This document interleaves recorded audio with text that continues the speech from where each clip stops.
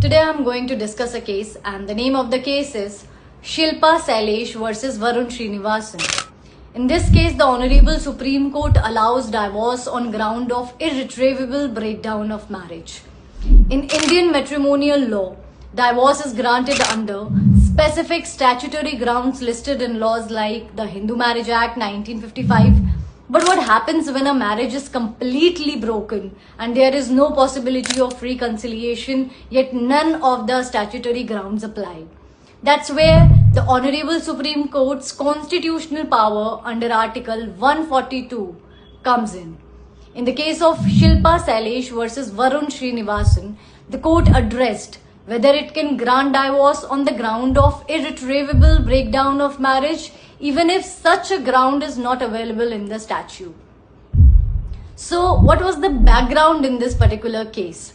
The couple Shilpa Sailesh and Varun Srinivasan had been living separately for many years and agreed that the marriage had broken down irreparably. They approached the Honorable Supreme Court under Article 142 asking for divorce without waiting for family court's decree. What was the legal issue in this particular case? Can the Honorable Supreme Court exercise its power under Article 142 to grant a divorce on the ground of irretrievable breakdown of marriage, even though that ground is not mentioned in the Hindu Marriage Act? Now, I would like to tell you what Article 142 of the Constitution is all about. It empowers the Supreme Court to pass any decree or order necessary for doing complete justice in any case before it.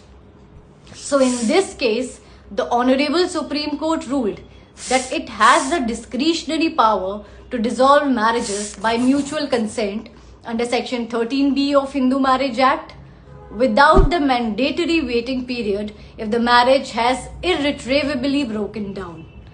The court underscored that this power exercised under 142 of the Constitution should be used cautiously, considering facts laid down in previous cases like Amardeep Singh versus Harveen Kaur.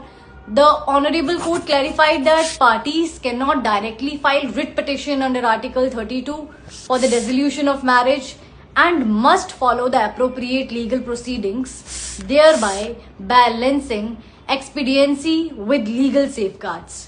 Thank you so much. I hope this video is informative for you all.